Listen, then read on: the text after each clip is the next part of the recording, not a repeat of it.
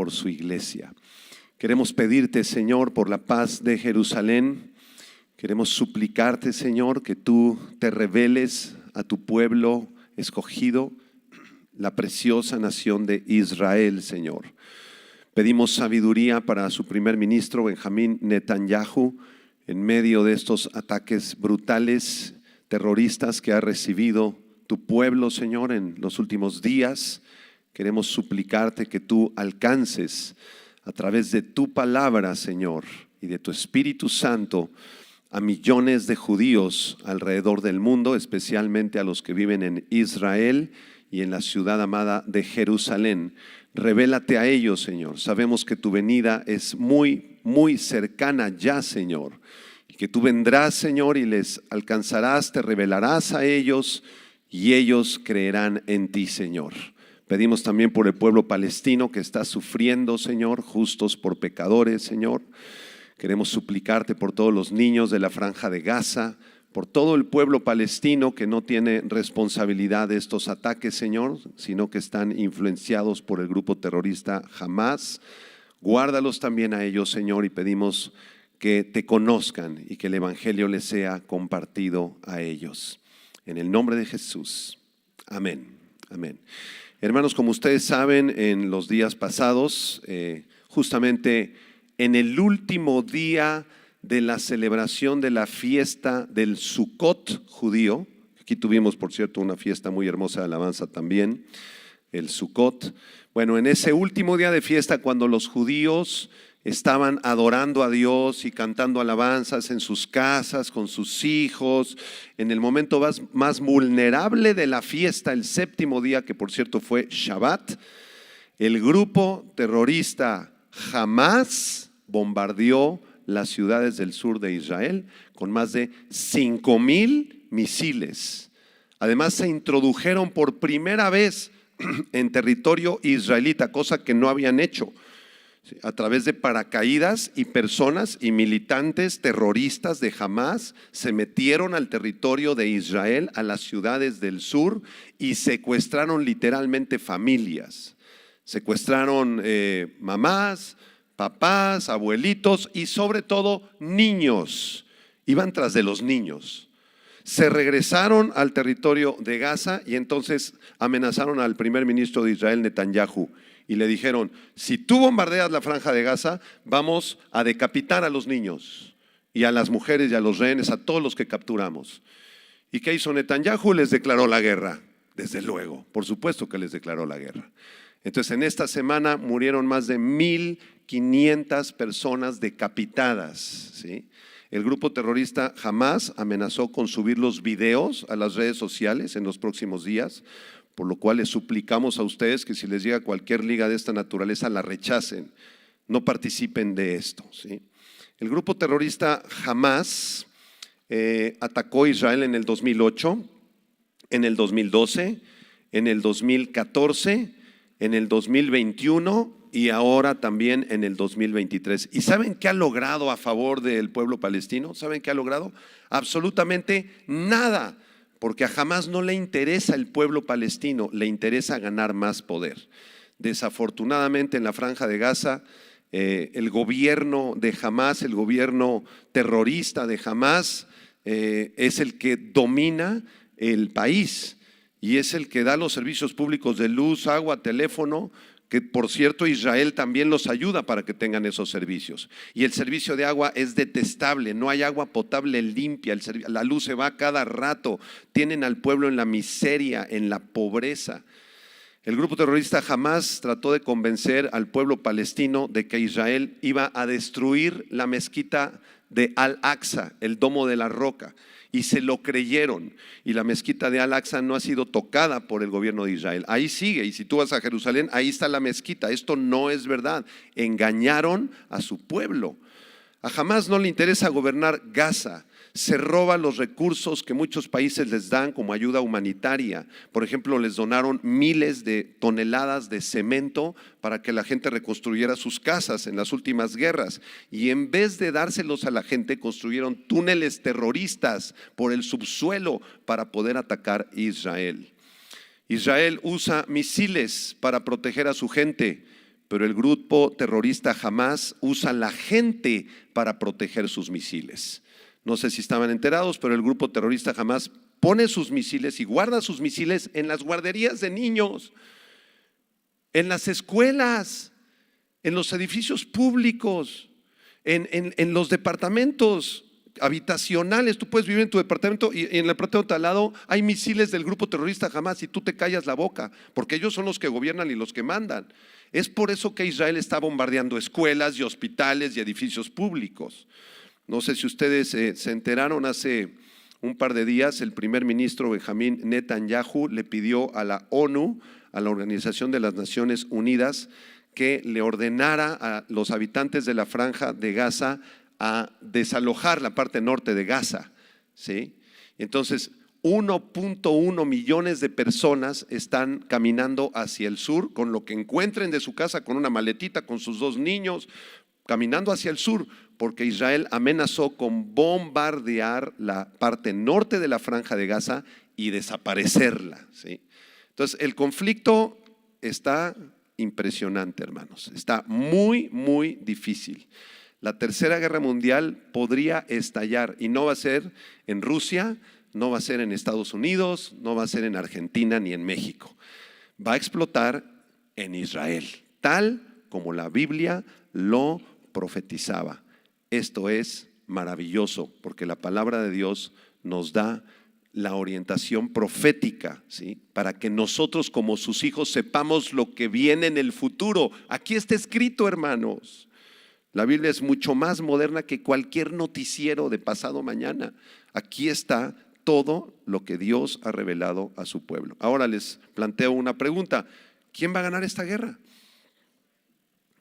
¿Palestina, el grupo Hamás, el grupo Hezbollah, Israel? ¿Quién va a ganar esta guerra? Por cierto, si Israel incursiona y invade los territorios de Gaza, o algún grupo israelita radical bombardea Al-Aqsa, el Domo de la Roca, que es el segundo lugar más sagrado de los musulmanes, en ese momento Líbano, Siria, Turquía y sobre todo Irán y Siria, ya lo mencioné, le declaran la guerra a Israel. El presidente de Francia, Macron, el presidente de Estados Unidos, Biden, el presidente de Canadá, ya declararon que van a apoyar a Israel. Entonces, si estos países le declaran la guerra a Israel y empiezan a aventar bombas sobre Jerusalén y sobre otras ciudades israelitas, en ese momento Rusia va a apoyar a Irán y también va a declarar la guerra a Israel. Estados Unidos, Francia, Canadá, otros países, Inglaterra, van a ser la contraparte. Y en ese instante el mundo podría estar a punto de entrar a una tercera guerra mundial. Y eso puede ocurrir esta semana, puede ocurrir en 15 días, podría ocurrir en los próximos meses. ¿Quién ganará la guerra entonces? Bueno, yo tengo una respuesta en Isaías capítulo 62. Vamos a leerlo. Porque la guerra no la va a ganar el grupo terrorista Hamás, ni Estados Unidos, ni siquiera Israel. La guerra la va a ganar Jehová, Jehová de los ejércitos. Vamos a leerlo. Isaías capítulo 62. Está hablando Dios aquí. Es muy importante que tú comprendas estos temas. Isaías 62. ¿Qué dice, hermanos? Por amor de Sión no callaré, dice Jehová. ¿Quién es Sión? El pueblo de Israel, la nación de Israel, el territorio de Israel. Por amor de Sión no callaré, dice el Señor. Y por amor de Jerusalén no descansaré hasta que salga como resplandor su justicia y su salvación se encienda como una antorcha. Entonces verán las gentes tu justicia y todos los reyes tu gloria, y te será puesto un nombre nuevo, se profetiza aquí, que la boca de Jehová nombrará. Y serás, Israel y Jerusalén, corona de gloria en la mano de ¿quién? De Jehová, y diadema de reino en la mano del Dios tuyo. Nunca más te llamarán desamparada, ni tu tierra se dirá más desolada, sino que serás llamada Hefzibá. Ustedes saben lo que significa Hefzibá. Mi deleite está en ti, le dice el Señor a Israel. Y tu tierra será llamada Beula. ¿Qué significa Beula? La desposada, la que está a punto de casarse. Porque el amor de Jehová estará en ti y tu tierra será desposada. Pues como el joven se desposa con la virgen, se desposarán contigo tus hijos. Y como el gozo del esposo con la esposa, así se gozará contigo el Dios tuyo. Escuchen el versículo 6 y 7. Sobre tus muros, oh Jerusalén, he puesto guardas. Todo el día y toda la noche no callarán jamás. Los que os acordáis de Jehová, no reposéis, ni le deis tregua hasta que restablezca a Jerusalén y la ponga por alabanza en la tierra. Jerusalén será restablecida. La nación de Israel brillará entre todas las naciones y el Mesías, el Señor Jesucristo, regresará por segunda vez. Se llama la segunda venida de Jesucristo. Y Él gobernará de forma física, literal, visible a todo el planeta Tierra desde la ciudad santa de Jerusalén. Eso es lo que está diciendo este pasaje. Versículo 11, ¿qué dice Isaías 62:11? He aquí que Jehová hizo oír hasta lo último de la tierra. Decida la hija de Sión, he aquí viene ¿quién? Tu Salvador. He aquí su recompensa con él y delante de él su obra. Y el Señor Jesucristo en Apocalipsis 22:12 dice: he aquí vengo pronto y mi galardón conmigo. Lo mismo que acabamos de leer aquí en Isaías. De manera que, ¿quién es este Salvador del versículo 11? Es nuestro preciosísimo Señor Jesucristo. Versículo 12, y les llamarán pueblo santo, redimidos de Jehová, y a ti te llamarán ciudad deseada, no desamparada. Esta restauración futura de la nación de Israel y de la ciudad de Jerusalén, hermanos, ya está muy, muy cercana. Y tú lo estás viendo, formas parte de posiblemente de la última generación de cristianos sobre la tierra, de la última generación de la iglesia de Jesucristo sobre la tierra. ¿Usted sabe cuándo empezó la iglesia? Porque la iglesia no ha sido eterna, ¿verdad? En la mente de Dios sí, pero aquí en la tierra no. ¿Cuándo inició la iglesia de Jesucristo? ¿Cuándo? En Hechos capítulo 2, ¿verdad? En Pentecostés, ¿se acuerdan? Cuando vino el Espíritu Santo y hablaron en lenguas y fueron llenos del Espíritu. Ahí inició la iglesia de Jesucristo, más o menos en el año 32 de la era cristiana. Pero de la misma manera que inició la iglesia, también va a terminar, también se va a acabar la iglesia aquí en la tierra, ¿sí? ¿Cuándo termina la iglesia aquí en la tierra? En el momento del arrebatamiento, hermanos. El arrebatamiento de la iglesia es un evento descrito en 1 Tesalonicenses capítulo 4. Vamos a leerlo si gustan. Y en este pasaje, junto con otros más, en Juan capítulo 14, 1 Corintios 15 y otros pasajes más, se anuncia que la iglesia de Jesucristo en algún momento de la historia va a ser arrebatada por Dios. Esta palabra arrebatamiento, arpazo en el griego, arpazo, describe a una persona que toma un objeto o una cosa de manera violenta, rápida e instantánea, como yo voy a tomar este bote en este instante. Eso es arpazo. Así va a ser el arrebatamiento de la iglesia. Primera de Tesalonicenses 4:13. ¿Qué dice? Léanlo conmigo. Tampoco queremos, hermanos, que ignoréis acerca de los que ya se murieron, los que duermen, para que no os entristezcáis como los otros que no tienen esperanza. Nosotros los cristianos no tenemos por qué estar tristes. ¿Cuántos están gozosos que el Señor ya viene muy pronto? Versículo 14, porque si creemos que Jesús murió y resucitó, ¿cuántos creen que Jesús murió y resucitó? Amén. Así también traerá Dios con Jesús a los que durmieron en él. Todos los muertos de la iglesia de Jesucristo que están en este momento en el cielo, si tu abuelita, tu tatarabuelo, tu mamá, algún familiar tuyo era cristiano y ya falleció, no te preocupes, no te angusties. Su alma está en la presencia de Dios y va a regresar junto con el Señor Jesucristo. Versículo 14. porque si creemos que Jesús murió y resucitó, así también traerá Dios con Jesús a los que durmieron en el 15. Por lo cual os decimos esto en palabra del Señor, que nosotros que vivimos, que habremos quedado hasta la venida del Señor, no precederemos a los que durmieron, porque el Señor mismo, con voz de mando, con voz de arcángel, con trompeta de Dios, descenderá del cielo, y los muertos en Cristo van primero. Ellos van a resucitar. En los panteones de todo el mundo va a haber un temblor tremendo, y el alma que estaba en el cielo, en la presencia de Dios, será una vez más depositada en el cuerpo regenerado, un cuerpo nuevo, un cuerpo glorificado. Nuestra abuelita, si era cristiana, va a resucitar de los muertos, junto con todos los hermanos. ¿Y nosotros? ¿Qué va a pasar con nosotros? Versículo 17. Luego nosotros, los que vivimos, los que hayamos quedado, seremos, digan conmigo, harpazo. Seremos arrebatados, seremos tomados juntamente con ellos en las nubes para recibir al Señor en el aire, y así estaremos siempre con el Señor. Por tanto, alentados los unos a los otros con estas palabras.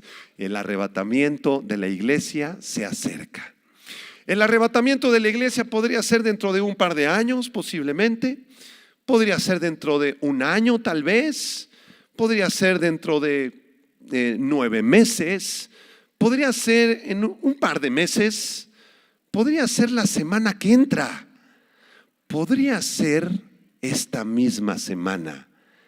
Es más, el arrebatamiento de la iglesia podría ocurrir en este mismo momento. Y si ocurriera en este momento, los lentes se te van a caer, las prótesis dentales para afuera. Tus aparatitos de los oídos ya no oyes, para afuera. Tu marcapasos que te pusieron se va a quedar. Y en un instante, sin ni siquiera darte tú cuenta, vas a estar vestido con una túnica blanca, la corbata se me va a caer, los zapatos se quedan aquí y nos vamos con el Señor al cielo. Ese es el arrebatamiento de la iglesia y ya está muy cerca de ocurrir. Muy cerca de ocurrir. Y algunos que están viéndome, ¿verdad?, y escuchando estas palabras dicen, ¿será cierto? A mí se me hace que no es cierto.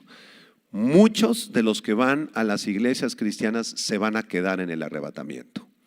Y si el arrebatamiento fuera en este momento, posiblemente la mitad, no sé cuántos de los que estamos aquí en este salón, nos iríamos en este instante. Y la otra mitad, nos quedamos.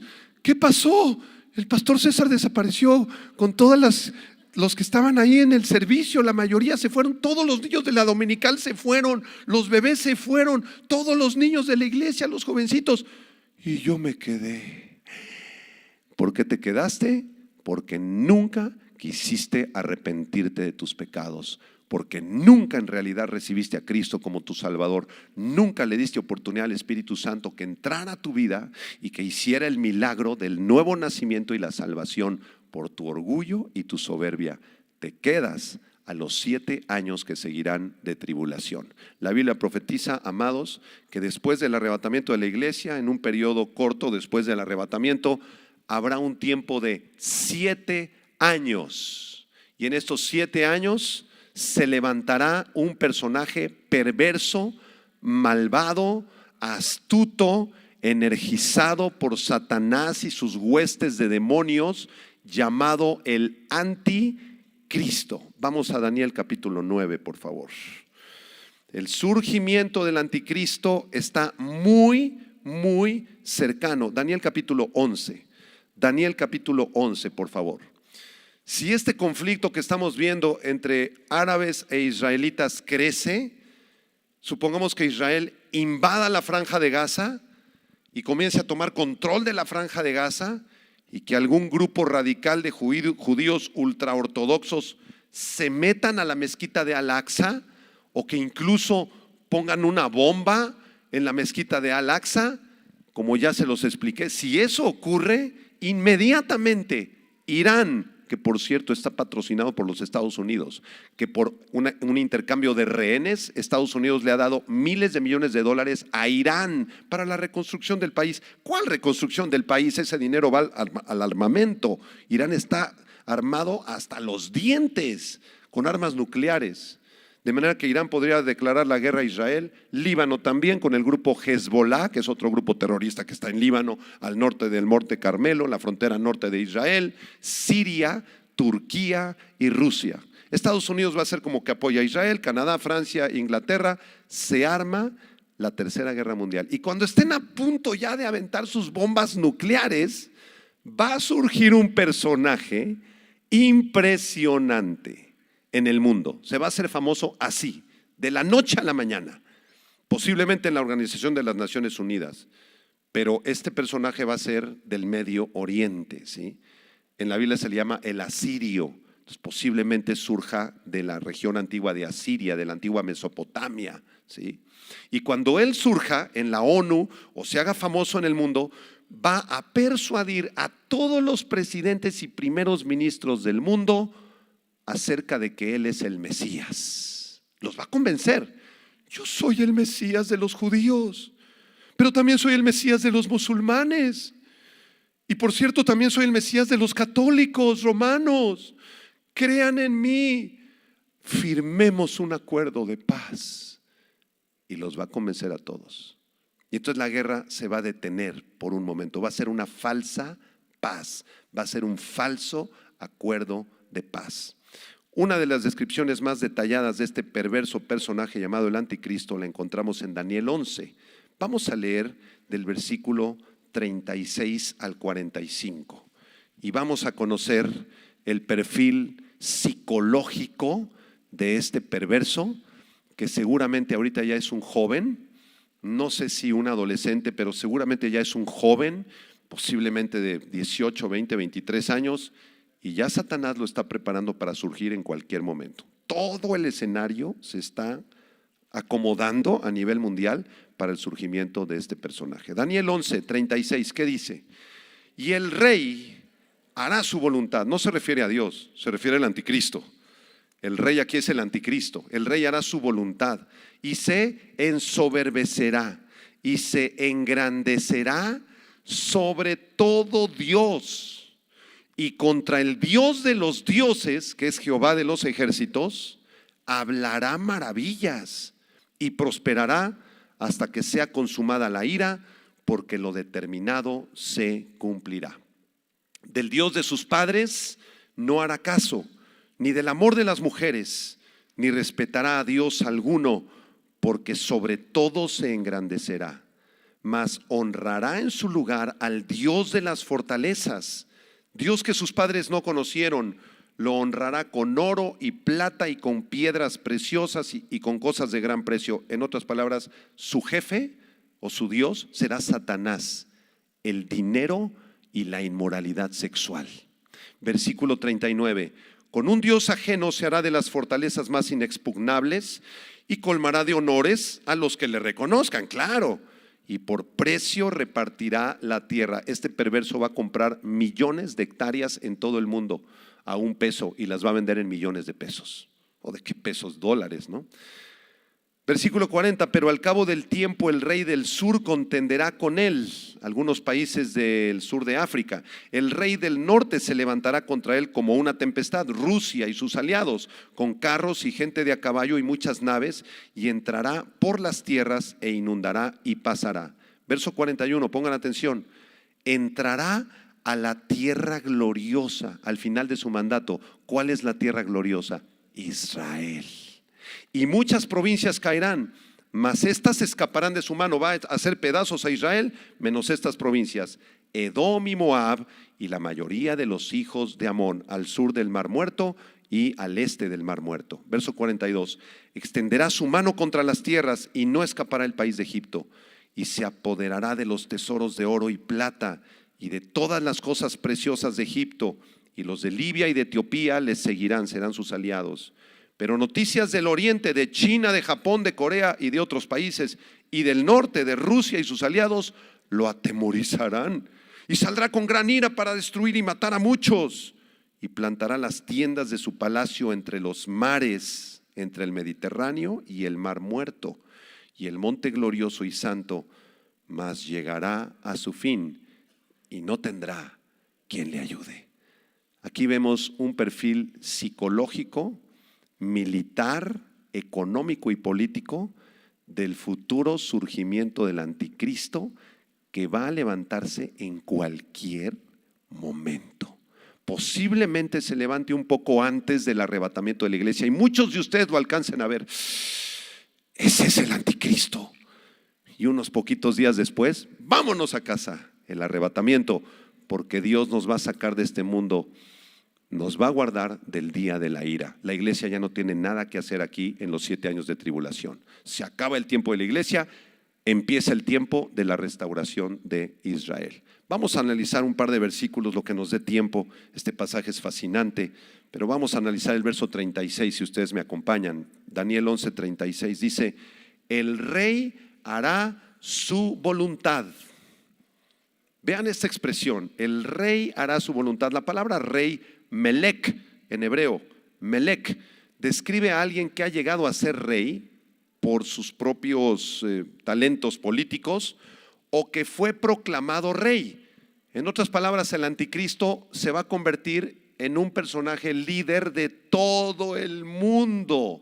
Así como en la pandemia todos obedecían al presidente, perverso por cierto también, de la Organización Mundial de la Salud, y todos hacíamos lo que él decía. Todos los presidentes y primeros ministros se cuadraban con el de la OMS. Esto va a estar mucho peor. Cuando surja el anticristo, todos le van a hacer caso a este perverso rey. Noten la palabra voluntad. El rey hará su voluntad. La palabra voluntad es la palabra razón, con S en hebreo, razón. Y se puede traducir como placer o deleite. ¡Qué interesante! Entonces vamos a releer el versículo 36. El rey perverso hará todo lo que le traiga placer y deleite. Eso es lo que quiere decir el versículo 36. El futuro anticristo hará todo lo que le produzca placeres y deleites sin importar el costo. Hará todo lo que le traiga gloria, honra y adoración conforme a su perversa voluntad. Apunten la palabra anticristo. Esta palabra significa dos cosas. Anti significa dos cosas. Número uno, significa el que está en contra de.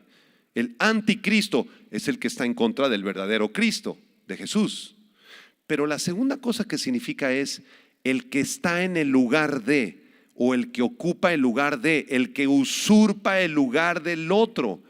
Y esto es muy peligroso porque el anticristo no solo está en contra de Cristo, sino que se va a hacer pasar por Cristo. Esto es impresionante. Ustedes saben que los musulmanes en sus libros de profecía, igual que nosotros tenemos la Biblia como nuestro libro de profecía, la palabra de Dios, ellos también tienen sus libros torcidos y perversos. Y en libros de profecía de la religión musulmana se anuncia que va a surgir un personaje en los últimos tiempos que va a gobernar por 7 años el mundo y va a traer paz, amor, bendición y sabiduría al pueblo musulmán. Se llama el Mahdi, con H, M-A-H, Mahdi. Ellos están esperando al Mahdi, a su Mesías, a su Cristo. En la profecía musulmana se anuncia que vendrá montado en un caballo blanco, igual que lo que dice la Biblia acerca del anticristo en Apocalipsis 6. En la profecía musulmana se dice que este personaje va a gobernar y va a traer paz, amor y justicia para todo el mundo. De manera que el Mesías de los musulmanes que ellos están esperando es el anticristo de la Biblia. ¿Ya le entendiste? ¿Y cómo sabemos que es el anticristo de la Biblia? Porque el rey hará su voluntad, será un soberbio, va a odiar a Dios, va a convencer a todas las religiones que Él es el Mesías.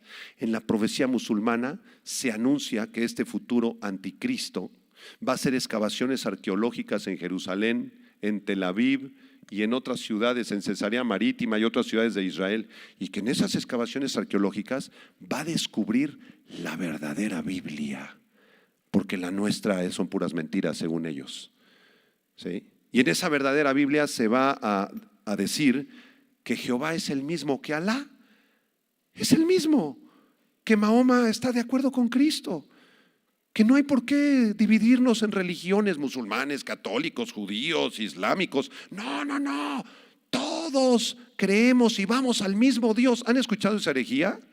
Desde luego que sí. es lo que se predica en el mundo. Todos somos hijos de Dios, dijo hace 2 años el Papa Francisco desde Roma en un discurso. Y en un video sale un sacerdote católico romano, un pastor protestante, un ministro musulmán, un sacerdote del Islam, sale un rabino judío, y al final todos se toman de las manos y dicen: todos somos hijos de Dios, con una gran sonrisa. Es una mentira. La Biblia no dice que todos somos hijos de Dios. En Juan capítulo 1 versículo 12 la Biblia dice que a los que le recibieron, a los que creen en su nombre, aquellos que nacieron de nuevo, se les dio la potestad de ser hechos hijos de Dios. No todos somos hijos de Dios, solamente los que tenemos a Cristo como Salvador. Nada más.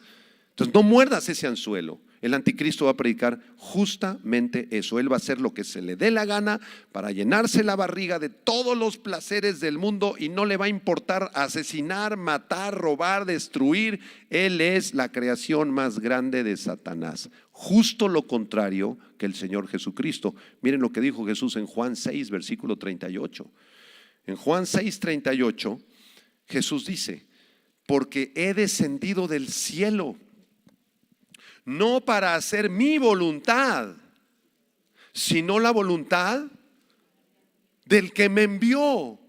Jesús tenía sujeta su voluntad a su Padre, pero el anticristo va a hacer su propia voluntad, justo lo contrario de Cristo. Regresemos a Daniel 11 versículo 36.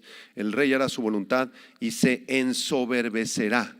Esta palabra ensoberbecerse proviene del hebreo rum, R-U-M, con acento en la U, rum. Y esto significa que el futuro anticristo será orgulloso, se exaltará a sí mismo, será un tipo arrogante, soberbio y al mismo tiempo carismático y aparentemente humilde. Impresionante combinación. Será un engendro perverso de Satanás. Impresionante lo que estamos viendo, hermanos, porque este personaje ya anda por ahí y está a punto de surgir en el escenario mundial. Será orgulloso, soberbio, se exaltará a sí mismo, así como algunos andan en el mundo. Bien soberbio y orgulloso andas, hermano. Y ya se te predicó el evangelio, ya se te dijo de Cristo, ya se te dijo de su muerte en la cruz, del arrebatamiento de la iglesia, y tú sigues en tu soberbia y sigues llenándote la barriga de alcohol y de cigarro y de pecado. Te vas a quedar en la tribulación, porque eres primo hermano del anticristo, igual de soberbio, perverso y orgulloso. Proverbios 8 versículo 13, la Biblia dice, Proverbios 8, 13: la soberbia, la arrogancia, el mal camino y la boca perversa aborrezco, dice Jehová. Claro, el Señor detesta a los soberbios, resiste a los soberbios, pero le da gracia a los humildes. Regresamos a Daniel 11 versículo 36. No solamente dice que el anticristo hará su voluntad, se ensoberbecerá, sino que dice aquí que se engrandecerá sobre todo Dios.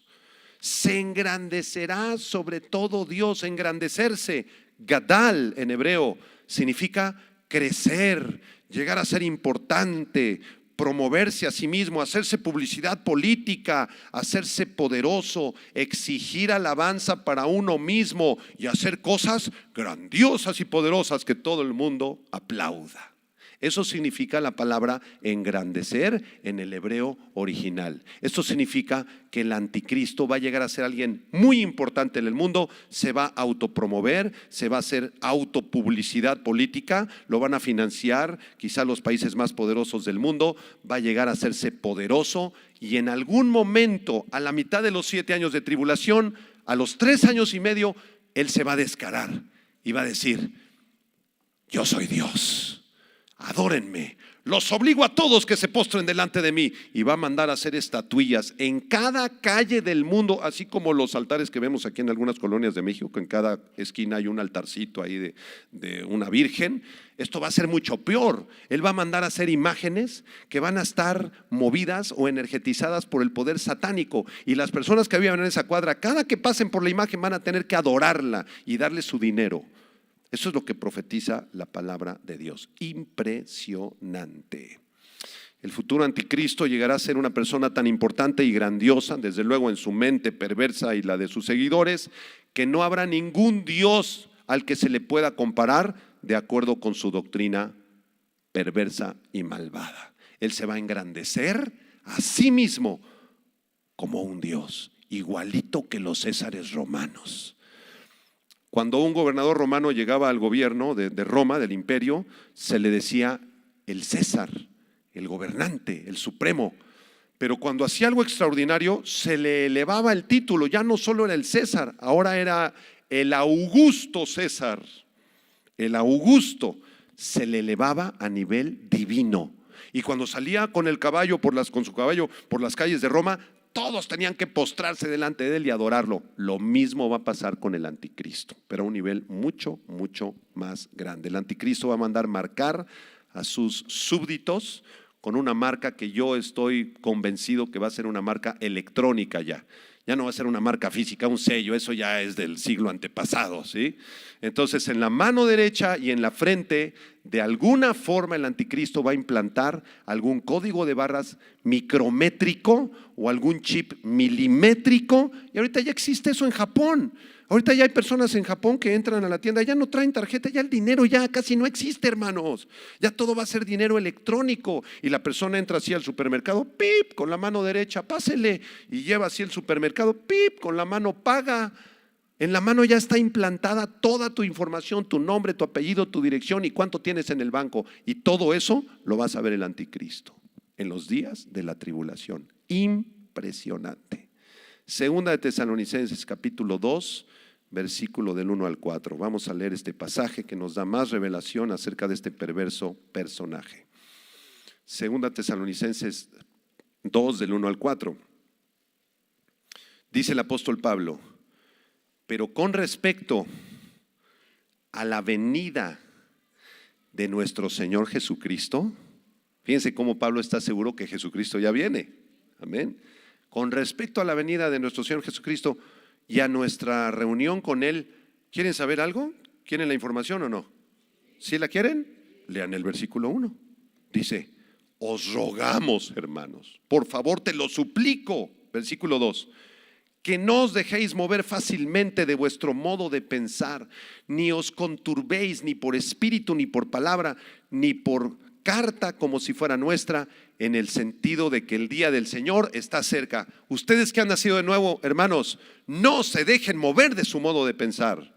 No se traguen las mentiras de los medios de comunicación. Lean la Biblia, lean las Escrituras, aquí está la verdad. Ay, es que pobrecitos palestinos, Israel es el malo de la película. No, claro que no. Lee las Escrituras, lee la Biblia, no te tragues las mentiras de la CNN, de Fox News y de Televisa, por favor. Perdón, no estoy molesto ni nada. Versículo 3. ¿Qué dice el versículo 3? Nadie os engañe en ninguna manera, porque el día del Señor no vendrá sin que antes venga la apostasía. Muchos se van a ir de la iglesia cristiana, van a apostatar. Y se manifieste ¿quién? El hombre de pecado, el hijo de perdición. ¿Quién es el hombre de pecado del hijo de perdición? El anticristo de Daniel 11. Versículo 4. El cual se opone y se levanta contra todo lo que se llama Dios o es objeto de culto, tanto que se sienta en el templo de Dios como Dios, haciéndose pasar por Dios. Escuchen, cuando el anticristo surja y logre unir todas las religiones del mundo en una sola y la economía del mundo en una sola economía, olvídate de tu pesito mexicano, todo va a estar en un código de barras o chip en tu mano y va a ser una moneda internacional, así como el euro, ¿sí? Cuando eso ocurra a la mitad de la tribulación, el pueblo judío va a haber reconstruido su templo. La nación de Israel y el gobierno de Israel ya tienen todo listo para reconstruir su templo en menos de 2 meses. Métete a la página de templeinstitute.org en internet. Ahí está toda la información. Entonces, cuando el anticristo surja y reconcilie temporalmente a los árabes y palestinos con los judíos, van a llegar a un acuerdo. Entonces, los palestinos le van a decir a los judíos: bueno, les damos chance, construyan aquí su templo junto a Al-Aqsa, de todas maneras es el mismo Dios al que servimos, no hay problema. Y los judíos van a reconstruir su templo y van a haber sacrificios en ese templo. Pero la mitad de la tribulación, el anticristo se va a meter al templo judío, igual que lo hizo el perverso Antíoco Epífanes allá en los días del siglo IV, V, III antes de Cristo. El anticristo se va a meter al templo judío con un animal inmundo, posiblemente con un cerdo, que es un animal inmundo para los judíos. Va a sacrificar al cerdo o al animal inmundo, va a rociar la sangre del cerdo por todo el templo y va a decir: aquí no hay ningún otro Dios más que yo y los obligo que me adoren. Es lo que está diciendo Pablo aquí. Vean cómo las noticias que estamos viendo ya están cumpliendo esta profecía. Amén. Se nos acabó el tiempo. Pero hay que seguir estudiando estos temas. Al final, Daniel dice que contra el Dios de los dioses hablará maravillas y prosperará. La palabra maravilla significa milagros. El anticristo va a hacer milagros. Es la única manera que convenza a Putin y a Biden y a Netanyahu. Porque si él nada más tiene un discurso muy elocuente, no los va a convencer con un solo discurso. Los va a convencer con milagros. Y quizá Putin, me imagino, ¿verdad?, lo va a llamar: a ver, tú, ¿quién eres o qué? Porque Putin también piensa que él es un dios, ¿no? Entonces el anticristo los va a endemoniar con sus poderes perversos. Y va a hacer algún milagro en el Kremlin. Tu primer ministro de justicia, cáncer de próstata, tráelo. Lo va a sanar. Va a sanar bebés. Va a hacer sanidades milagrosas. Está queriendo tomar el lugar de Cristo. Así como Cristo sanaba a los enfermos, Él también va a tener poder diabólico para sanar gente. No todas las sanidades son de Dios, cuidado.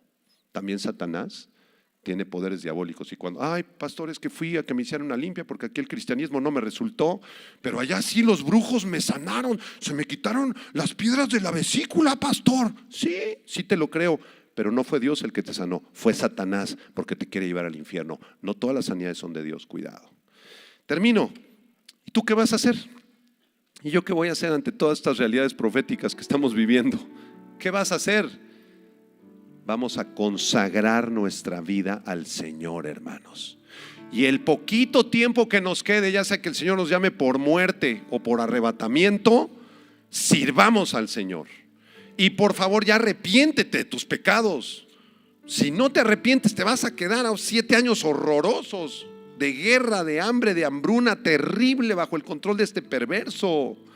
Arrepiéntete, ya te lo suplico en el nombre de Jesús. Vamos a orar. Señor, gracias te damos porque tu palabra es fiel y tu palabra es verdadera, Señor. Te agradecemos por todas las profecías de tus siervos los profetas, de Daniel, que escribió su profecía hace 2600 años, Señor, y todo lo que él escribió junto con Ezequiel, Isaías, Jeremías y los profetas menores, todo se está cumpliendo al pie de la letra ante nuestros ojos, Señor. Gracias te damos, Señor.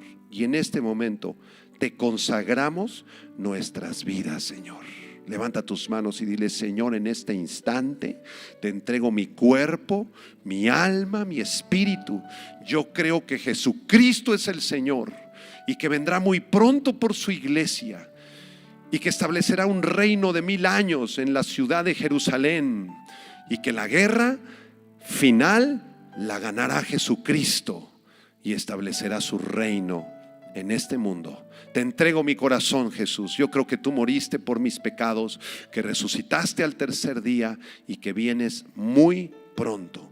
Por lo tanto, Señor, deseo vivir en santidad, deseo vivir para ti. Perdona mis fallas, perdona mi incredulidad, perdona mis pecados, Señor, y ten misericordia de mí, Señor. Si tú te quieres ir en el arrebatamiento, díselo. Dile: Señor, llévame. Si pertenezco a la última generación antes de tu venida, llévame a mí, Señor, y alcanza a mi familia incrédula, alcanza a mis padres, a mis abuelos, a mis tíos, a mis hermanos, Señor. Ten misericordia de ellos, Padre. Queremos irnos contigo, Señor, al cielo, porque allá en el cielo, Señor, no hay lágrimas, ni pecado, ni dolor, ni enfermedad. Allá en el cielo es pura gloria y alabanza y gozo y paz en tu Espíritu Santo. Allá en el cielo se celebrarán las bodas del Cordero, Señor, y nosotros somos tu preciosa novia. Te damos la gloria, la honra y la alabanza en el nombre precioso de Cristo Jesús. Ven pronto, Señor Jesús. Amén y amén. Gracias, Padre.